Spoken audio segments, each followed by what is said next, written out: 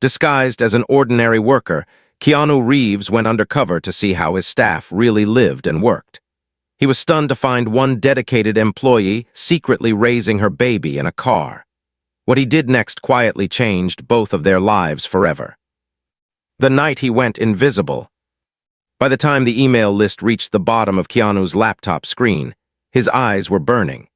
It was just after midnight in his small kitchen, the kind of place where the hum of the fridge was louder than the city outside. No red carpet, no cameras, just an aging wooden table, a chipped mug of black coffee, and a world-famous actor scrolling through anonymous employee feedback about his own production company. Most of the messages were ordinary. Complaints about vending machines that ate dollar bills, praise for the friendly security guards, a few suggestions about better lighting in the editing suites. But then, buried in the middle, he read something that made him stop breathing for a second. Somebody's been sleeping in their car in the far lot for weeks. I don't know who it is, but that can't be right, can it? We make movies about heroes, but somebody on our team might be living like this. He reread those lines 3 times. The words weren't dramatic. No all caps, no exclamation marks, just quiet concern typed late at night by someone who'd seen too much and didn't know who to tell. Keanu leaned back in his chair, staring at the ceiling as if the answer might be written up there in the cracks. He'd worked his whole life trying not to become the kind of star who floated above real people. He rode the subway. He gave up his seat. He signed autographs without rolling his eyes. But this email felt like a slap. Someone who worked for him under his name might be sleeping in a parking lot he paid for, and he had no idea who they were. He could have just forwarded the message to HR, added a short line, "Please investigate." Clean, professional, distant. The way most people in his position did things. His hand even moved toward the trackpad to do it. Then he stopped, fingers hovering over the keys, and felt something twist in his chest. "If I'm too important to knock on a car window," he muttered to himself, "then I've become the guy I never wanted to be." The thought wouldn't leave him alone. An idea came to him so quietly it almost made him laugh. Go undercover. No entourage, no assistants, no one walking ahead to clear the way. Just another night worker on his own lot, blending into the background where most bosses never look. The next afternoon, he made a call to the only HR manager he trusted completely, a woman named Rosa, who'd known him since he was young enough to trip over his own lines. He didn't tell her everything, just enough. "I want to spend a few nights on site. Low profile," he said. "Add me to payroll as I don't know, night cleaning crew. Use a fake name. No one needs to know it's me." There was a pause on the line. Rosa had been in the industry long enough that nothing surprised her easily, but this clearly pushed the limit. "You're serious?" she asked. "Yeah. You understand this is insane, right?" "Probably," he said. "Will you help me anyway?" She sighed, a mixture of exasperation and affection. "Fine, we'll call you Kevin Rivers. You'll hate the uniform. You start tonight at 10. That night, as the city lights bled into the sky, Keanu stood in front of his bathroom mirror and tried to erase himself. He pulled a faded baseball cap low over his eyebrows, let his beard go a little wild, and put on the plain navy blue work shirt Rosa had sent over. The name patch said Kevin in crooked white letters. No designer boots, no carefully styled jacket. Just worn sneakers and a pair of jeans that had seen too many motorcycle rides and rainy days. He looked like someone who fixed the coffee machine when it broke. Perfect. He rode an old, unremarkable motorcycle to the studio instead of his custom bike, a rattling, temperamental machine that coughed more than it roared. The guard at the gate barely glanced at him, just checked the tablet, saw Kevin Rivers' night janitorial, and waved him through with a bored nod. For the first time in years, Keanu Reeves passed through a studio entrance without anyone caring he existed. It felt strangely freeing, and more than a little sad. Inside, the lot looked different at night. During the day, it was a rush of carts, camera rigs, bright laughter, and the nervous electricity of production. Now it was all low buzzing lights and long, empty corridors. Echoing footsteps, the occasional distant shout from a soundstage where someone was working late, the soft clatter of props being moved. A whole other world lived by people whose names never appeared in trailers. The supervisor, a tired man with kind eyes and a streak of gray in his hair. handed Kevin a cart loaded with cleaning supplies and a worn-out floor buffer. "You're on office's B building and the back parking levels," he said. "It's quiet. Most folks are gone by midnight. You'll like it there. Less drama." Drama, Keanu thought, pushing the cart, is exactly what I'm here for. He started with the offices. Empty desks and dark monitors, the faint smell of old coffee and computer heat. As he emptied waste baskets and wiped down tables, he noticed small, human details he'd never seen on his polished tour of the place. A crumpled ball of paper with someone's rejected drawing of a superhero taped back together and thrown away again. A family photo tacked under a monitor, edges worn from constant touching. A sticky note on a desk lamp that simply read, "Don't give up, from you yesterday." Then there were the things that didn't fit. In a corner of the lounge sink, someone had left 2 small plastic baby bottles, rinsed but not quite clean. A tiny pink sock had been tucked half under the vending machine like it was trying to hide. A printed production schedule had doodles of stars and smiling clouds in the margins, the kind a bored child might make while waiting for a parent to finish a shift. He picked up the little sock, turning it over in his fingers, feeling a strange tightness in his throat. Somewhere on this lot, a baby had been close enough to lose this. But there were no children's programs on site at night, no official daycare, no set that required babies this week. He knew. He'd seen the call sheets. The pieces didn't make a picture yet, but they made him uneasy. As the hours crawled past, he pushed the cart from building to building, watching people he'd never really seen before. A young sound editor asleep at her desk, headphones still on, an empty instant noodle cup beside her wrist. A security guard watching old action movies, one of them his on his phone, completely unaware the star of that film was mopping the floor behind him. At one point, 2 production assistants hurried by, arguing in low voices. "Did you see her car again?" one whispered. "Same spot, same blanket over the window." "Yeah, but don't talk about it," the other replied.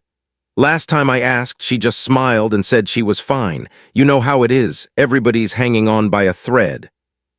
They turned a corner and vanished before Keanu could step closer or ask a single question.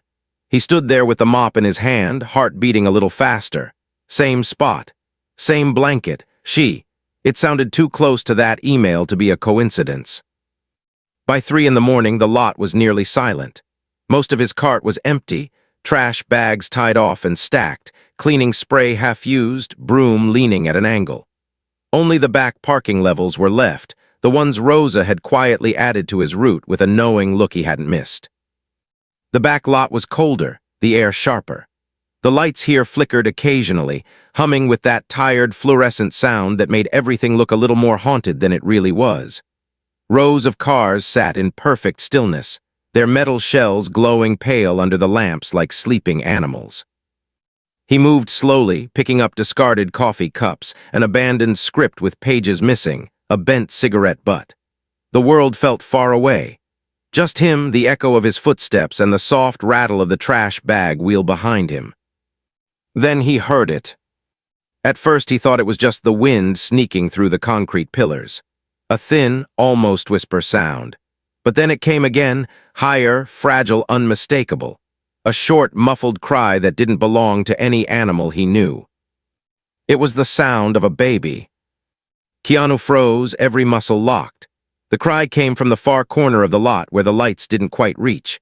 He narrowed his eyes and saw it, an older, beat-up sedan parked half a space away from the others.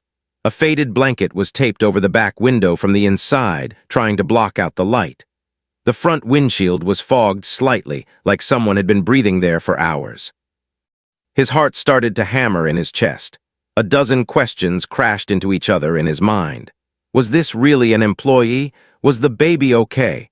Was he about to break into someone's car in the middle of the night? Was this crossing a line he had no right to cross? He stood there gripping the handle of the trash cart, torn between the fear of intruding on someone's deepest shame and the deeper fear of walking away from a cry for help he could never unhear. The baby whimpered again, a tiny sound swallowed by the echoing concrete. Very slowly, like a man stepping into a role he'd never rehearsed, Keanu left the cart behind and walked toward the car. Each footstep sounded too loud. The closer he got, The more details came into focus. The duct tape holding the side mirror together, the stuffed animal pressed up against the rear window, the faint glow of a phone screen lighting the inside just enough to sketch a silhouette. There was someone in the driver's seat. A woman, head bowed, shoulders slumped, moving gently in that rhythm only people who have rocked babies in the dark really know. He stopped just short of the driver's side window, his reflection a vague shadow in the glass. For a moment he just stood there, feeling the full weight of what he was about to do. If I knock, he thought, I change her night. Maybe her life, maybe mine. If I walk away, I'm not the man I tell myself I am. Keanu Reeves, under a fake name in a cheap uniform in a forgotten corner of his own studio, lifted his hand, hesitated once, and then with a soft but deliberate touch knocked on the window. The first tap on the glass made her flinch so hard the whole car shook, and the baby's soft whimper burst into a frightened cry. Inside the fogged-up sedan, the silhouette in the driver's seat jerked upright, hands moving fast, like someone ready to fight or run before they even knew which was possible. Keanu stepped back half a pace, palms open, making sure his body language said what his words hadn't yet. I'm not here to hurt you. I'm just a man in a cheap uniform in the middle of the night, trying to do something that feels a lot bigger than mopping floors. The blanket over the back window shifted. He saw the faint movement of a small hand pressing against it from the inside, fingers spread, then a tiny fist curling and uncurling as the baby cried louder. The sound bounced off the cold concrete pillars and slid under his ribs like a blade. Hey, he said softly, bending his head closer to the glass. I'm not security. I'm on night crew. I just heard the baby. I wanted to make sure everything's okay. For a few seconds, nothing happened.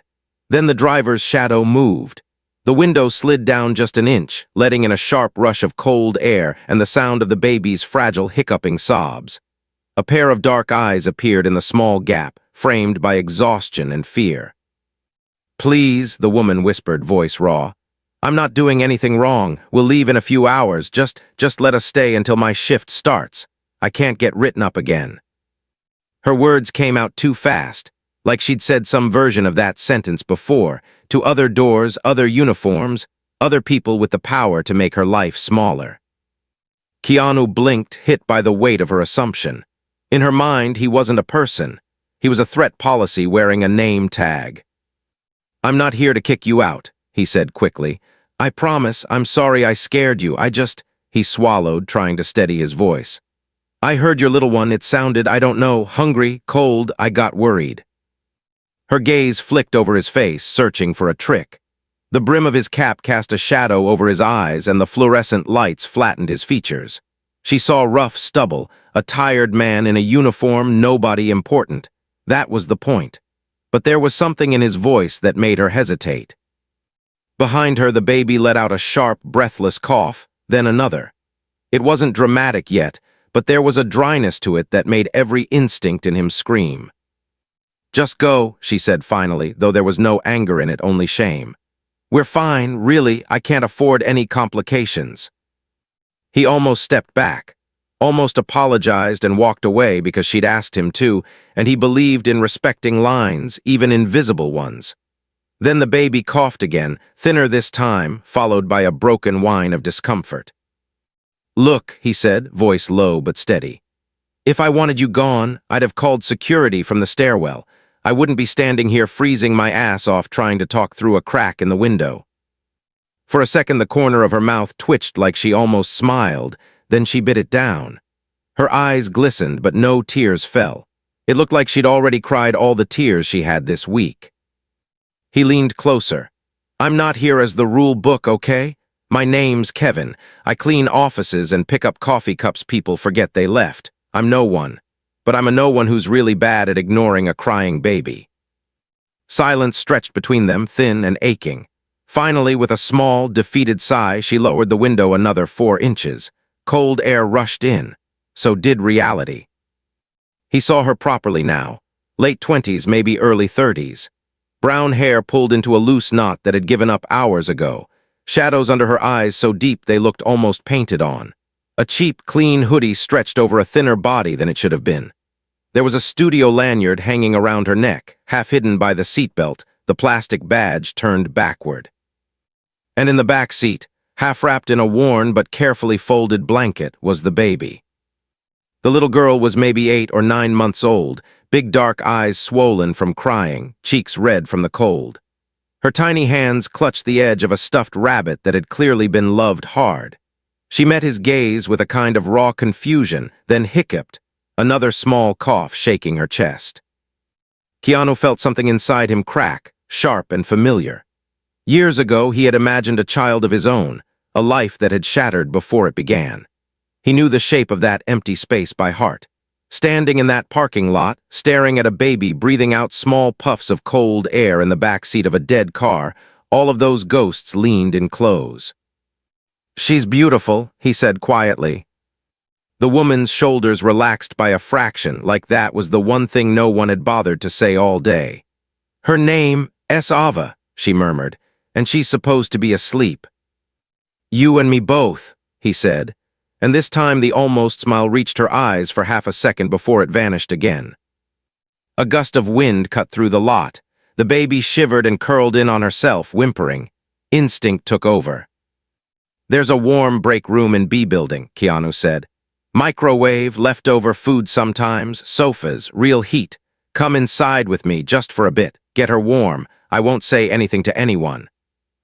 She stiffened. "I can't. We're not allowed to bring kids on site at night. There's signs everywhere. If someone sees her, I'm done. And then we don't even have this." Her hand brushed the steering wheel, and for the first time he understood that to her, this old car wasn't just metal. It was walls, a roof, a last line of defense. "You work here?" he asked, nodding at the lanyard. "Costumes," she said. "Well, assistant to the assistant in costumes. Mostly I stitch buttons and fix zippers and steam things so the stars look like they woke up perfect." He absorbed that. Costumes. One of his favorite departments. The people who made sure characters looked like someone worth believing in. He de-walked through that room 100 times, laughing, telling them they were the real magicians. Had she been there in the corner, head down over a sewing machine, invisible behind a rack of jackets. "Do they know?" he asked. Who, she knew, but she made him say it anyway. "Anyone, that Ava's that you're living out here." The way her jaw clenched answered before her words did. "You think I want to be the story people whisper about over coffee? The girl who sleeps in the parking lot with her baby? No, they already think I'm lucky to be here at all. I don't get to be fragile on top of that." Her voice didn't rise, it just hardened. Under the fear and the exhaustion there was steel. "How long have you been out here?" he asked. She looked away, staring over his shoulder at the endless row of quiet cars. "Since the rent went up, since my ex decided child support is optional if he blocks my number, since daycare told me there's a wait list and I'm number, I don't know, 1,000. I get a few hours in a cheap motel when I can, mostly on weekends when there's extra shifts. The rest of the time," she shrugged. "We camp, concrete jungle style." He wanted to tell her she didn't have to explain, but she clearly did. Not for him, for herself. To organize the pieces out loud so they didn't crush her in silence. "You couldn't tell your boss?" he asked gently. "HR, someone, they're not all monsters." "You ever been the last one hired in a room full of people who already share inside jokes?" She shot back, tired but sharp. "You think I want my first real conversation with them to be, 'Hey, surprise, I'm homeless with a baby, but please trust me with $1,000 costumes'?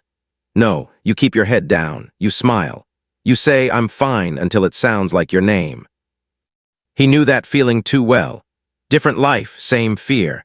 Being the outsider in a world that looks like it's already full. That sense that one wrong move, one moment of honesty, will make everything collapse. "The break room is empty at this hour," he said.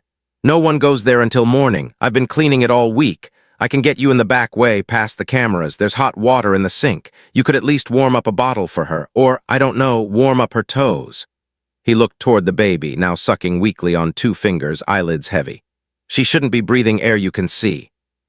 Something flickered across her face, a war between fear and hope. Hope was losing. It always does at first when you've been hit too many times. "Why do you care?" she asked quietly. He almost said, "Because this is my studio. Because my name is on the gate you drive past before you park here, and that means something to me. But that truth would blow his cover, and more than that, it would change the way she looked at him. He didn't want gratitude for a miracle from a rich man. He wanted trust between two tired strangers in the middle of the night. Because someone cared about me once when I was in a bad place, he said instead. And it stuck. I don't sleep well if I walk away from people who sound like I used to. He gave a small, crooked smile. Also, if I ignore a crying baby, I'm pretty sure the universe will personally come for me.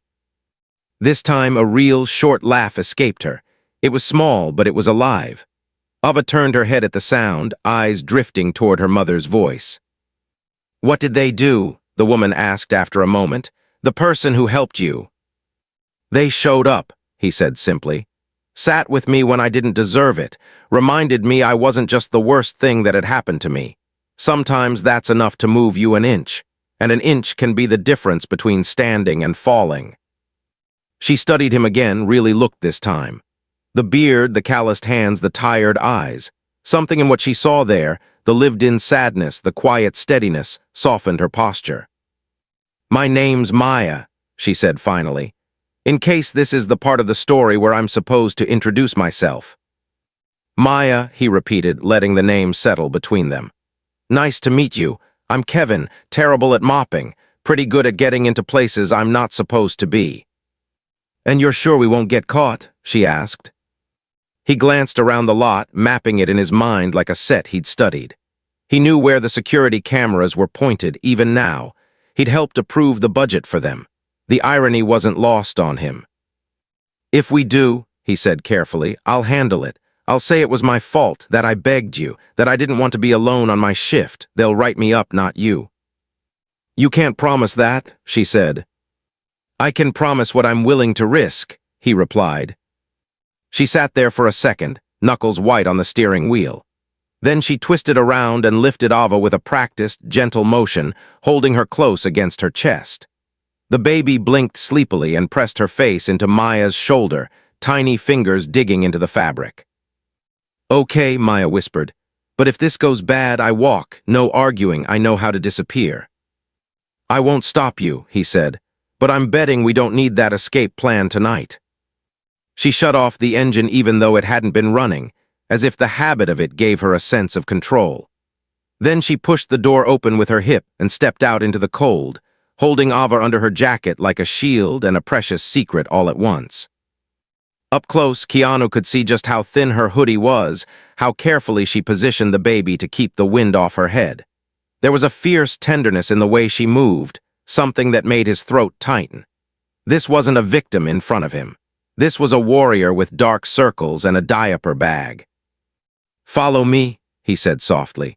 There's a side door by the loading dock that the cameras barely see. Long story involving a broken dolly and a very angry director. She raised an eyebrow. You get into a lot of trouble for a janitor. You have no idea, he replied, and for one surreal second, he almost laughed at how true that was in a way she couldn't imagine. They walked side by side through the sleeping rows of cars, their footsteps echoing. Maya kept her eyes moving, body tense, ready to duck back at the first sign of headlights. Ava let out a small sigh and settled, cheek pressed against her mother's collarbone, eyelashes dusting her skin. As they neared the stairwell door, a burst of static crackled from a security radio somewhere above them, followed by a voice. Unit 3, check the back levels again. Got a report earlier about movement near the lower lot. Make it quick. Maya froze, her grip on Ava tightened so much the baby let out a soft, questioning cry. Her eyes darted to Keanu's. You said it was safe, she whispered, panic edging her voice for the first time. He looked up toward the source of the sound, jaw clenching. He knew exactly which guard that was. He knew his roots, his timing, his habits, but this wasn't a movie. He couldn't yell, cut, if it all went wrong. In the harsh, fluorescent light of the empty parking level, with a baby pressed between them and the weight of a whole studio's rules above their heads, Keanu had to make a decision in seconds that could change everything. For her, for Ava, for the man he was trying to be when no one was watching. He reached for the door handle, heart pounding. as the heavy thud of security boots started echoing down the ramp toward them.